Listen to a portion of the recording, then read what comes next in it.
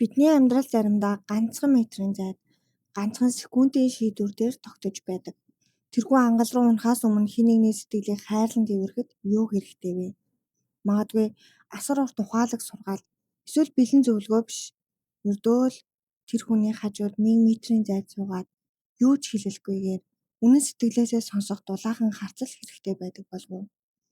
Өнөөдөр би та бүхэндээ яг энэ эмзэг атлаа нандин орон зай хүндсэн уншсан хүн бүрийн сэтгэлийг зөөлнөөр тэврэх шиг тийм нэгэн дулаахан бүтээлийг танилцуулахаар бэлтлээ. Энэ бол зохиолч Пүрмагийн Чам руу очиход 1 метр роман юм. Орчин үеийн завгүй цахимдсан амжилтын төлөөх уралдаан донд хүмүүс гаднаа инээж бууж дотроо асар их ганцаардал сэтгэл зүйн хямралыг чимээгүйхэн тээж явдаг болсон. Зохиолч Пүрмагийн 2025 онд туурвсан Чам руу очиход 1 метр хэмээх сэтгэл зүйн роман нь яг энэ цаг үед нийгмийн хамгийн эмзэг хүмүүсийн тэр бүр нээлттэй яриад байдаггүй амиа горлолт сэтгэл гутралын сэдвийг зоригтойгоор хүндсэн бүтээл юм. Зохиолч энэхүү номоороо уншигчийг сэтгэл зүйн хүнд дарамтанд оруулж нийгмийн бараан сүудрээс айлгаж хямрахыг огтхон ч хүсээгүй нь хуудас бүрээс мэдрэгддэг. Амиа горлолт сэтгэл гутрал гэдэг угтаа маш хүнд сэдэв боловч тэрээр үүнийг хэд гутрамт байдлаар бус харин ч зөөлөн аргацсан өнгөөр уралжээ. Харин ч эсвэргээрээ амьдралын нухчаанд бүдэрч дотоод сэтгэлдээ хинт ч хэлж чадамгүй гүн шарах тээж яваа хүмүүсийг өвлийн хүдэнд дулаан хүнчлэр нөмөргөх шиг эсвэл хамгийн их ганцаардаж туйлдсан үед нь чимээгүйхэн хажууд нь суугаад ямар ч шүүмжлэлгүйгээр хайрлан дэврэх шиг тийм дулаахан тайлгарлын уур амьсгалыг бүтээж чадсан юм. Бидний амьдарч буй өнөөгийн нийгэм хүмүүсээс үргэлж хүчтэй төгс байхыг шаарддаг бол энэ ном сул дорой байж болно, өвдөж болно. Чи ганцаараа биш шүү хэмээн шивнэж уншигчдаа жинхэнэ эдгэрлийг илгэлдэг. Яг л энэхүү сэтгэлийн эмчилгээ болсон эерэг хүнийг хайрлсан бичлэгийнхээ маягаараа тэрээр Монголын орчин үеийн уран зохиолын ертөнцид сэтгэл зүйг илааршуулах нэгэн цоошин өнгө төрөх шинэ хэв маягийг амжилттайгаар авчирсан билээ. Зохиолын үйл явдал хоёр хотын дундх нэгэн гүүрэн дээр өрнө. Энэ гүүр бол зүгээр нэг зам тээврийн байгууламж биш юм. Энэ бол амьдралын хамаг итгэл найдваранд тасарсан сэтгэлийн өвдөлтөө дааж чадхаа байсан хүмүүсийн эцсийн зогсоол. Өөрөөр хэлбэл үхэл ба амьдралын зааг эцсийн цэг юм. Тэнд өөрийн гэсэн хүнд түүхтэй, төвчж чадамгүй харуулсалтай, гомдолтой, цөхрөлтөө идэгцэн өөр хүмүүс амьдралдаа цэг тавихаар ирдэг. Гэвч тэднийг ангал руу үсрэхээс өмнө тэрхүү гүүрэн дээр нэгэн нууцлаг залуу буюу Тэнгэрэлч угтан авдаг юм. Түүний даалгавар бол амьдралын хамаг итгэлэнд тасарсан тэдгээр хүмүүсийг шууд буруутхан загнаж амьдрал сайхан шүү дээ. Чи яагаад ийм өчүүхэн зүйл түнж арчаагүй царайлаад байгаа юм гэж хуурай хуулга бий. Эсвэл дээрээс нь харсан урт сургаал айлтах биш юм. Учир нь сэтгэл нь аль хэдийн өөрөө дунжсан хүнд ямар ч ухаалаг үг, алтан зөвлөгөө зүгээр л хоосон чимээ шиг сонсогддгийг тэр хамгийн сайн мэддэг.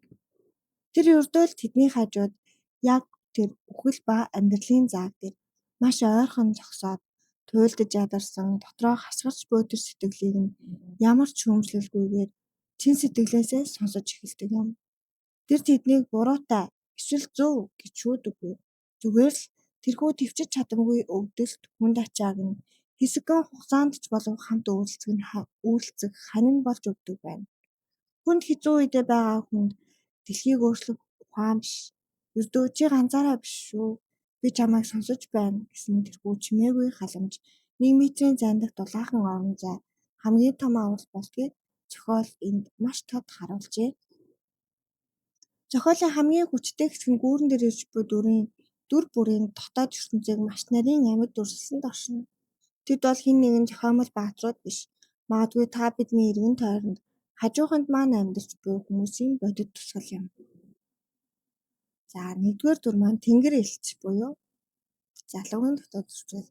Бусдыг аврагч сонсогч залуу өөрөө ч бас төгс нэгэн биш. Зохиол өрнөх тусам тэрээр бусдыг аврахын тулд тэнд зогсоогүй харин өөрийнхөө дотоод дах асар том харуулсаас шарах дээсэн түүхээ нөгөх гэж өөрийгөө эдгэх гэж бусад тусалж байгаа нь илэрдэг. Тэрээр бусдын сэтгэлээс хасгарч буй гунгийг өөрийнхөөрөө дамжуулж цэвэрлэх явцдаа хайрын хүчээр өөрийгөө дахин бүтээж байдаг юм. За 2-дугаарт нь гүүрэн дээр ирж буй дүрүүд.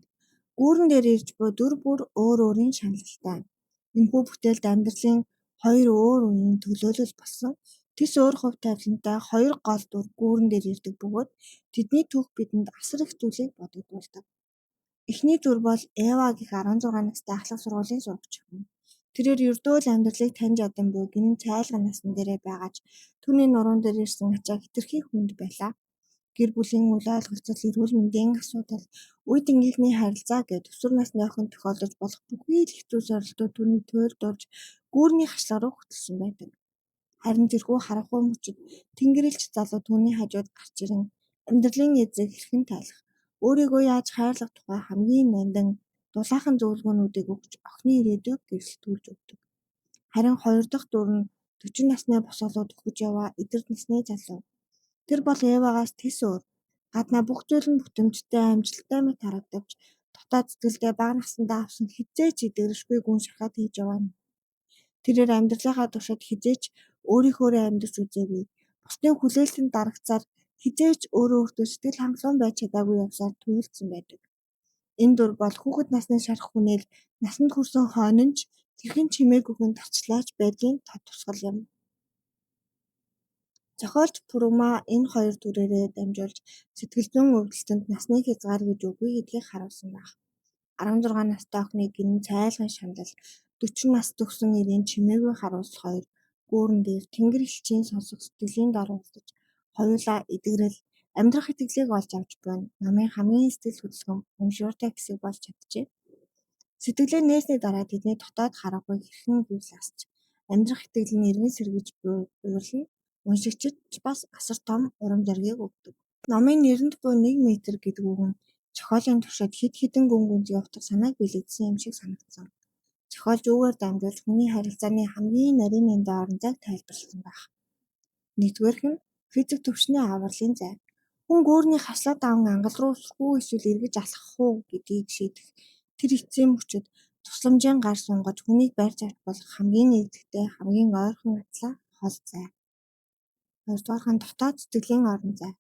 Бид хамгийн дотно гэж боддог гэр бүл найз нөхөдтэйгөө нэг гэрт нэг ширээний ард суудагч тэдний сэтгэлийн гүндэг харанхуйг анзаардаггүй. 1 метр гэдэг нь бусдын дотоод ертөнд рүү сүмсэлгүйгээр нэвтэрч тэднийг байгаагаар нь мэдрэх, сэтгэл зүйд нь 1 метр ойртохын чухлыг сануулж буй хэрэг юм. Гуравдугаарх нь сонсгоон гайхамшигт хүч. Хүнд хэцүү үеийг туул сэтгэл зүйн туйлдаа хүрсэн хүнд чи тэгэх ёстой ингэх ёстой гэсэн бэлэн зөвлөгөө, урт сургаал өгс ямар ч нэмэр болдоггүй. Харин ч улам холдуулдаг. Тэдэнд ердөө 1 метрийн зайд суугаад сэтгэлийг нь уудлахыг хүлээцтэй хүлээх ганцаараа биш гэдгийг нь мэдрүүлэх дулаахан харц чин сэтгэлийн сонсогчл хэрэгтэй байдаг юм. Пүрүма зохиолчийн бичлэгийн хэв маяг нь маш уянгалаг урсгал усыг зөөлөн бөгөөд уншихад ямар нэгэн тээлэх зүйлгүйгээр сэтгэл шууд буудаг. Намын сэдв нь хэдийгээр хүндч уншиж байх явцад уншигчийн сэтгэл ямар нэгэн байдлаар гэрэл мэдрэгдээд байдаг нь гайхалтай. Зохиолч үг бүрээ уншигчийн сэтгэл зүйг хайрлах, хамгаалах, эдгээх зорилгоор сонгож бичсэн хуудас алгасах тутам мэдрэгдэнэ. Зохиолын төгсгөл хэсэг нь уншигчийг хүнд гунигтай үлдээдэггүй. Харин ч амьдралыг цоо шинээр илүү хайраар дүүрэнүүдээр харах, маргаашийн наранд итгэх асар том итгэлийг өгүүлж төгсөдөг юм. Чам руу очиход 1 метр бол зөвхөн нэг удаа уншаад өнгөрөх уран зохиолын ном биш. Орчин үеийн стресс, ганцаардланд төрж, сэтгэлийн чимээгүй таршлаанд онцгойгаа хүн бүрийн заавал унших ёстой сэтгэлийн эмчилгээ юм. Энэхүү бүтээл уншигч бидэнд дараах 2 чухал ухаарлыг үлдээсэн гэж би бодож байна. Эхнийх нь өөртөө гарах ухаарл. Таны амьдрал хичнээн харанхуй, урчин тохиолсон ч түүний ард үргэлж нар манддаг гэдгийг мартаж болохгүй. Амьдралыг дуусгахын шийдэл биш. Харин тэрхүү хүнд үеийг л туулаад өнгөрөх хүч чадал, гэрэл гэгээ хүн бүрийн дотор таны доторч бас байгаа гэдгийг сануулдаг юм шүү. Хоёрдугаарх нь бусдад гаргах ухаарл. Бидний эргэн тойронд магадгүй маш ойрхон байгаа хайртай хүмүүс, найз нөхдөд маань хэн нэгэн яг одоо 1 метрийн зайнаас сунгах тусламжийн гар шүмжлэлгүйгээр сонсох сэтгэл дутагдаж байж магадгүй. Бусдыг хайрлах, тэднийг анзаарах, ганцаардуулахгүй байх сэтэл өгдөг энэ номын гол үнц нь оршиж байгаа юм. Хамгийн харанхуй шөнийн ард үргэлж гэрэлт өглөө хүлээж байдгийг санаж өөрийнхөө болон өрөөлийн сэтгэлд үргэлж 1 метр ойрхон алхаарай. Амьдрал танд ч ямар ч бэрхшээл авчирсан бай. Та ганцаараа биш шүү. За өнөөдрийн бичлэгээ үгээр өндөрлөе. Энэхүү номын талаарх таны сэтгэл ямар байна вэ? Доор сэтгэгдэл хэсэгт хуваалцаарай. Тэгээд дараагийн сонирхолтой бичлэгээр дараагийн гоё номын дүгээр тун удахгүй эргээд уулзцгаая. Баяртай.